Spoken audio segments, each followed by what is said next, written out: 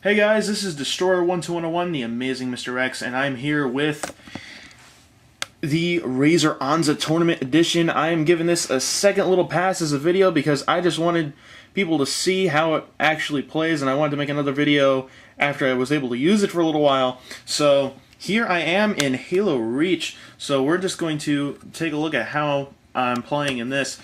I used to play on 4 sensitivity, but I just wanted to show you all that now, with the Razer Onza, I have actually graduated to 10.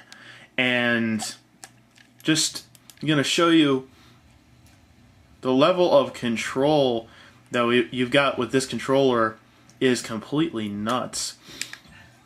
I have the left hyper response button set to armor abilities for bumper jumper. That's the X button.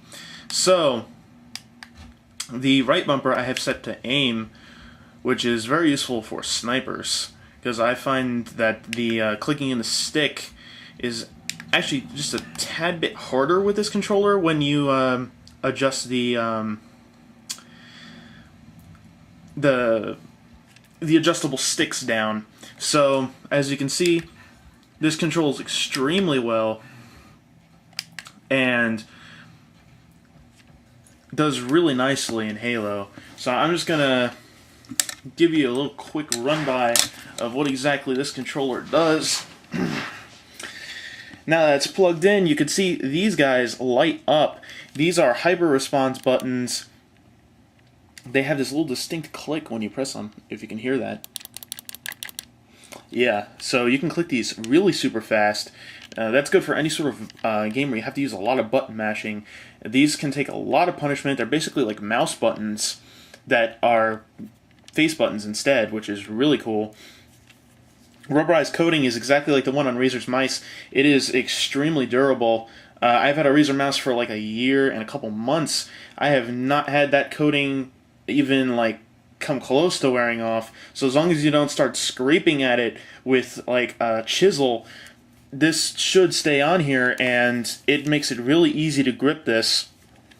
So overall, the adjustable tension on these guys is very nice. It actually allows you to have that level of control, but make it a little bit harder to move these. Let me show you this.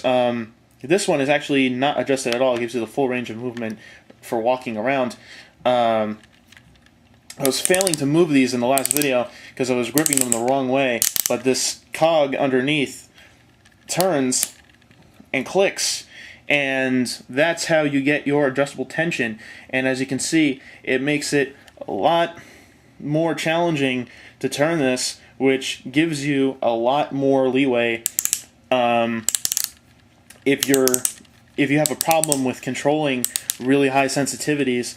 Now you can just adjust these down a little bit and get all your sensitivity. So you don't even have to worry about it at that point. This D-pad, I have not found a real good use for it yet. It does have the 4 different buttons, which is nice.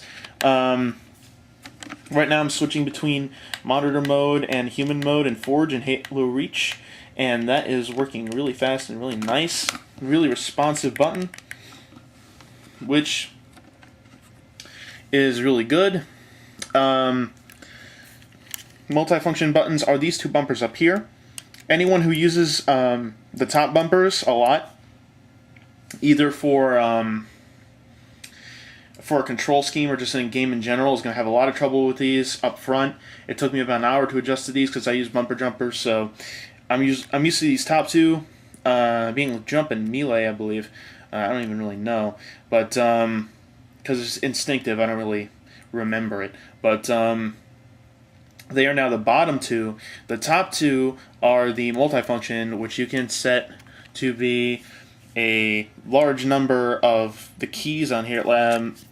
You can have a large number of these buttons be any of the multifunction buttons, but there are a couple of exceptions. I'm not sure specifically, but I do know that the click in for the left stick is an exception, although the right stick is fine. And I think there's something else on here. It doesn't let you do like one of the D-pad directions. It doesn't let you do, but I am not sure. Do not quote me on that. But overall, that's not really a problem for me. I just think it's something that they should address and fix in the next controller version of this that they make. Overall, it's very, very nice. These triggers, I'm going to compare this to my ODST controller, which is really nice. These triggers are about the same size. You can see they're actually the exact same size, and the bumpers are in the same location. It's just all shoved one down from the second multifunction button up there. So these are not actually bigger triggers than the standard Xbox ones, but they do jet out a little bit from the controller, which may or may not seem inconvenient to some people, but actually to me, it's convenience, because now you can rest your finger right underneath these, which is very convenient if you're trying not to hit people in a first-person shooter. If you're doing something like co-op in like Halo and you're trying to resist the urge to shoot someone, just go from up here to like your attack stance where you can like easily press these triggers really, really easily. So just go down here so you can't ever actually accidentally kill someone or throw a grenade or something. So that is a really good plus just there alone. Not sure if that's a part of the design or just incidental. They moved, as I said before, start and back, which up here are these two buttons, because you can hit back by just going over too far, and you can hit start by going up too far.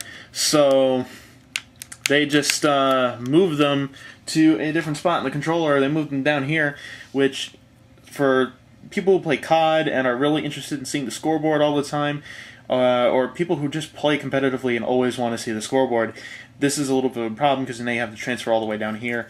When you're holding the controller like this, you gotta go boom, and then hit that to get your scoreboard up.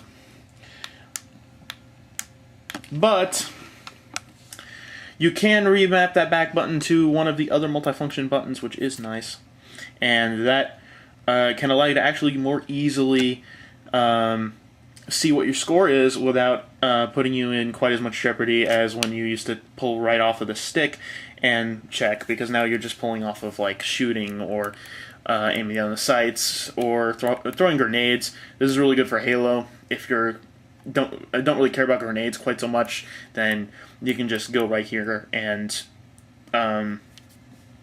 check your score, which is a really nice, well thought out piece of this design.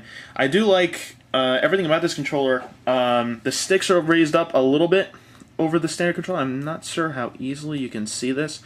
Yeah, these sticks are raised up just slightly over the original Xbox controller, which is right here. But this is actually like in between a standard controller and a controller with FPS freaks.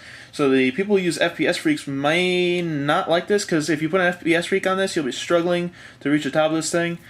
Just trying to move my thumb up that high is a little bit of a problem, but where these are at is a really, really nice height. I think that's what the FPS freaks were aiming for, but never really got that short. Just in general, very, very nice controller. I do like everything about this.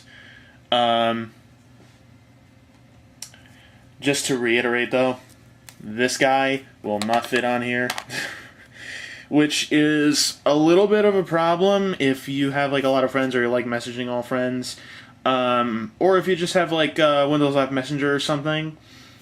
But I'm sure they'll correct this later on, or they'll make their own that's better than this, because really, honestly, this is kind of a junky accessory. I mean, it works, but doesn't work extremely well. It could be spaced better. So maybe Razer will make their own and slam it up there. But right now, great controller. I highly recommend it. I've gone to a whole nother rank in a day using this controller in Halo Reach, which was the rank I'm at now is like Brig. So yeah, Brigadier. So overall, great controller. A lot of fun to use this. Really been enjoying it. It really ups my game, and it makes playing the Xbox a whole lot easier than trying to fight this piece of junk. And it's the same price as this guy, so, you know, it's your choice. Do you mind the wire, or, you know, do you don't mind that it's gonna cut out every now and then and, you know, be junky overall? This guy has a lot better build quality. I recommend this 1,000 times over the other one, especially since it costs the same price. There's no point in buying a standard Xbox controller. And it works with the PC with the standard Xbox 360 wired controller driver. So, get it, buy it, live it, love it. I don't know. Cool story, bro.